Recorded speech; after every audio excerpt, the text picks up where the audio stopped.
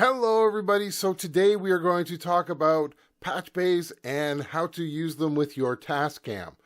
This comes from my video of I have no more ideas, and so somebody said, hey, I've always been curious about hooking up a patch bay to my Tascam. How do you do it? So this is what we're going to talk about today. We're going to go a little bit in depth into what patch bays are, how they work. I have two patch bays. One I don't know if I'd really consider patch bay as much as a through port, so I have, whoa, that was a good shot there. So I just moved the camera out of the way. So I have, oh, no, I lost where I was here. Oh, it's going to fall. Just give me a second. All right, I fixed it. Sorry about that. I hit the camera. I tried to do this. So the camera's right here in front of me here. So, all right, so I have two patch bays. I have the XLR. This is more of a through port because it's just goes in here, comes out the other end. And we'll talk about that in a bit. And then I have a true patch bay, which is this one down here.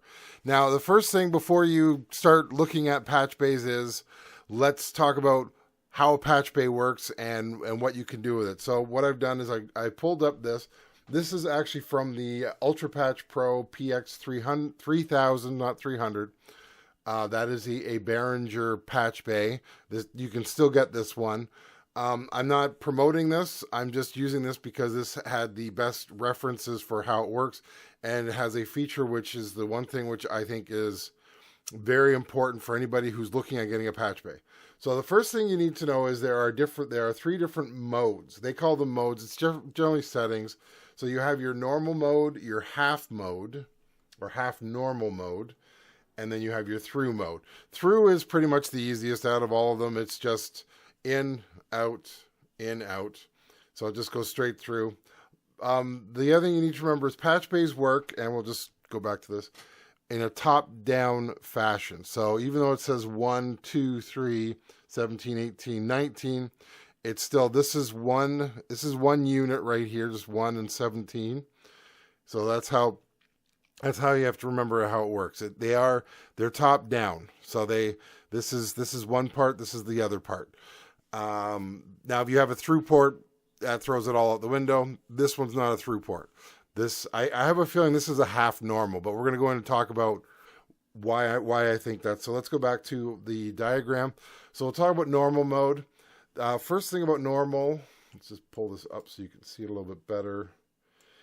So what you need to know about normal mode is, now a patch bay is set up because it's designed for using with inserts.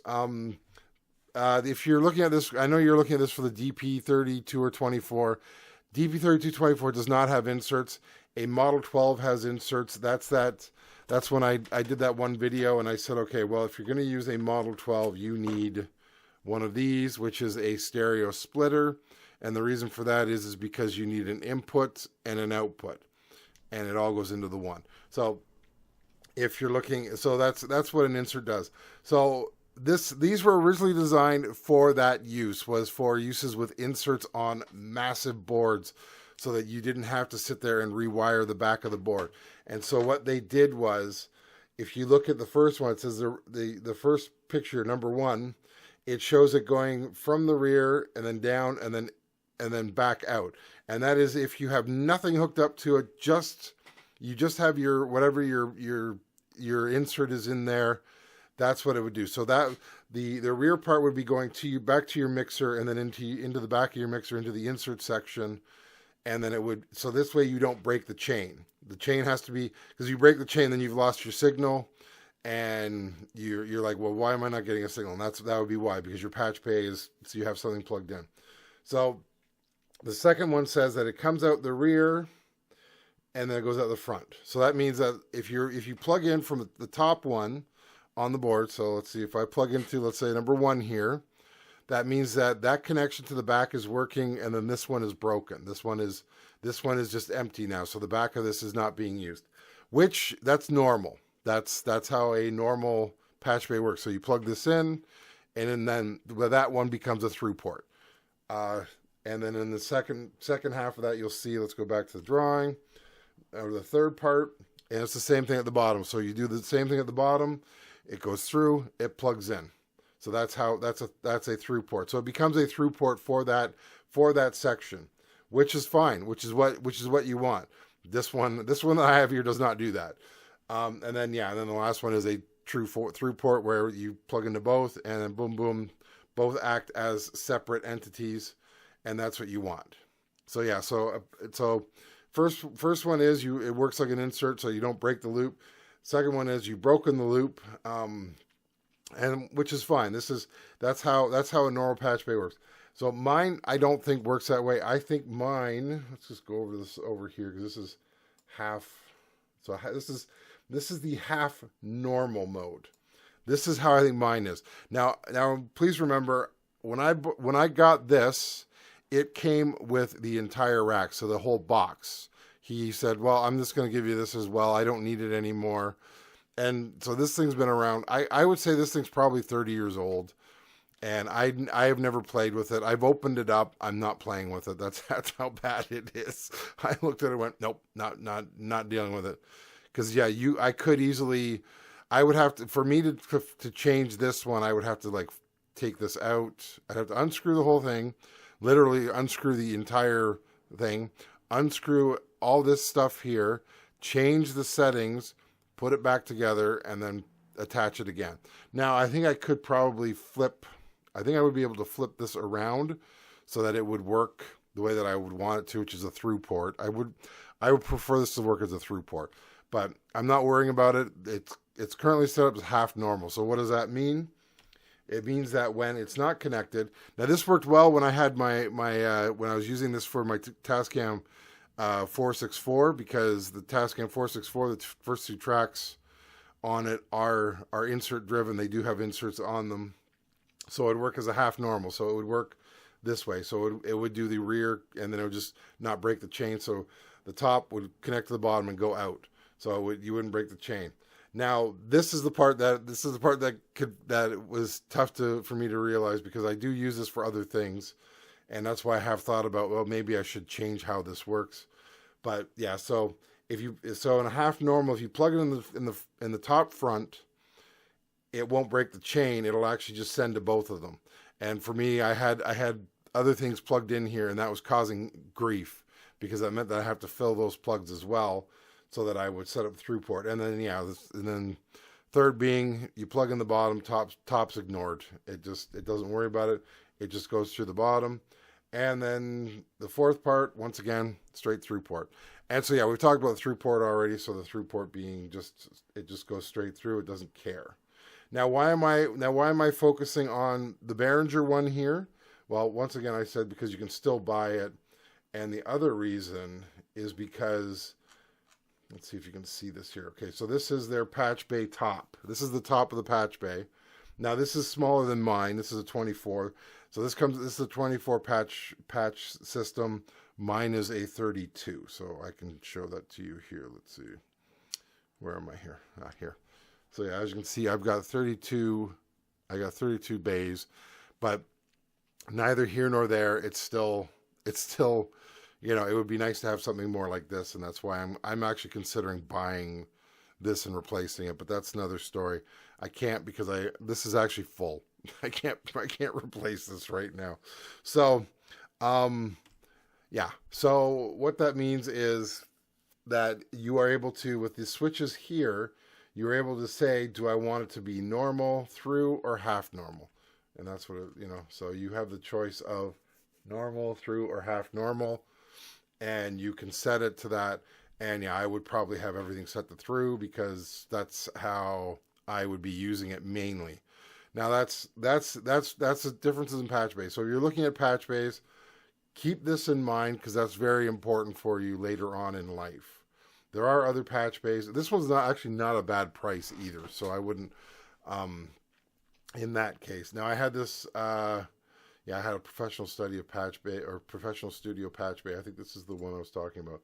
Yeah, this is the Ultra Patch Pro. This is the one I was talking about.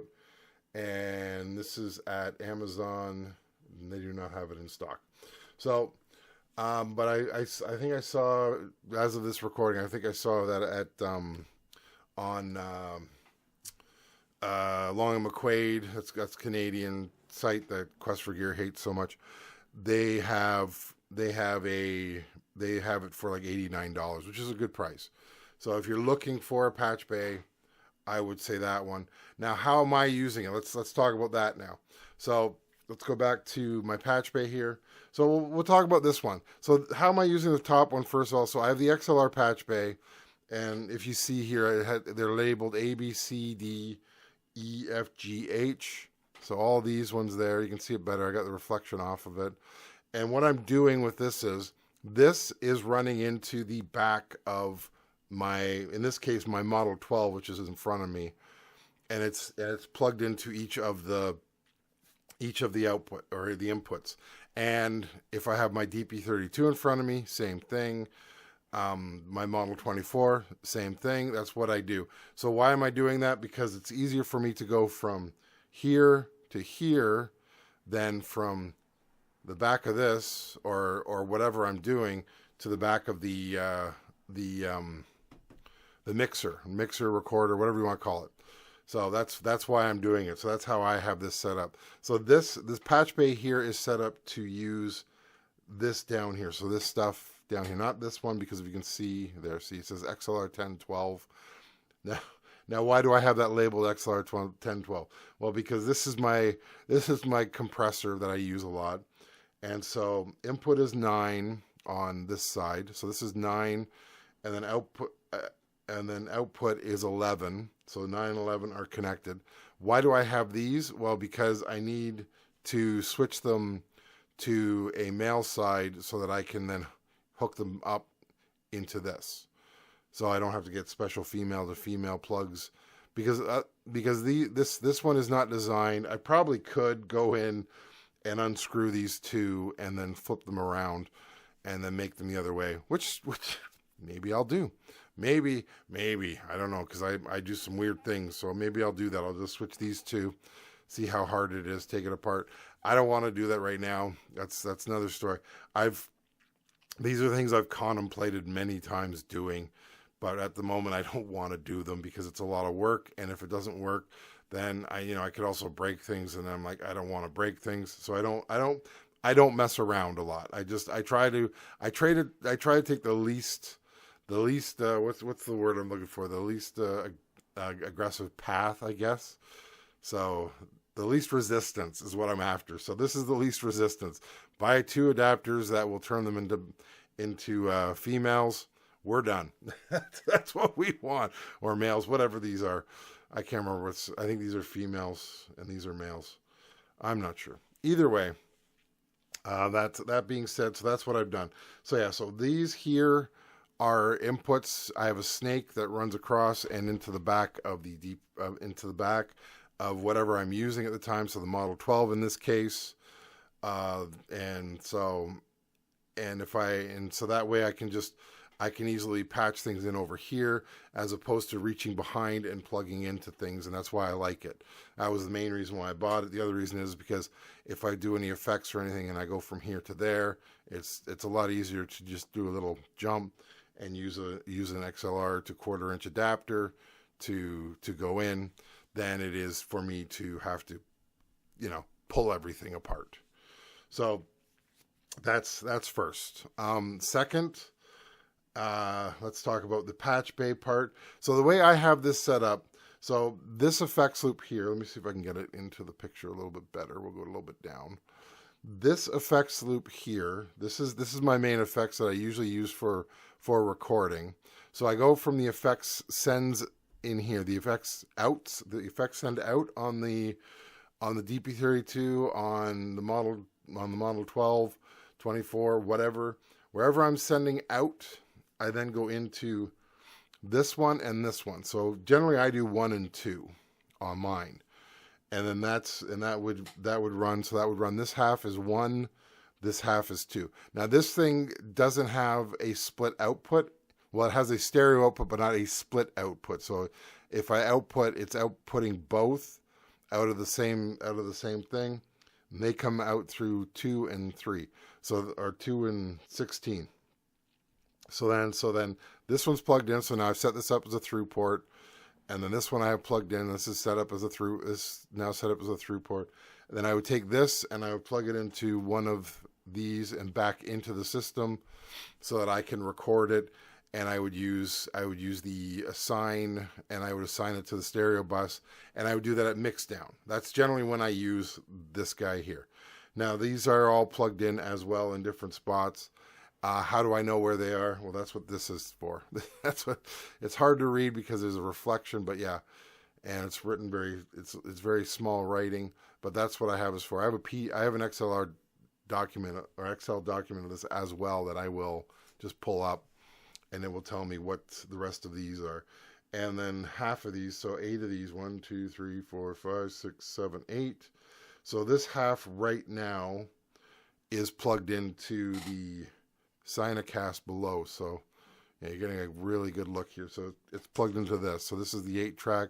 So tops of these on them are input. The other side are output. This is going to change. This I want plugged into the mixer above. So this is going to be in the mixer above, and then it's going to be properly configured. I need new cables for that. I have not bought the cables. I'm not in a hurry at the moment to do it, but that's what this does. And so yeah, so these guys are plugged into these. What I'm saying is I'm looking at getting the Behringer one, because then I don't need these 8 extras anymore, but there are things on here that I would love to have once again use of, and so I would have them in this. That's my goal. So this I would get rid of. So this one I would get rid of, and I would plug it. I would plug this in the way that I want, with through ports and everything, the way that it's intended to be used. That's my hope. But that's later on. So that is pretty much how I do patch bays, and that's what I do with them. Yeah, so like I said, it's easy to do. So if I need to go from, let's say I want to use, we'll just say we'll say that the pitch shifter is like 7 and 23 for input and output. So I would plug in from here. Like let's say I'm doing it with a guitar, I'd plug it into the guitar here, and then I would output here, and then I would just go into one of these so that I could go into my board, and that would be the easiest way. So, like I said, if you're looking for a patch bay, that is how I use it.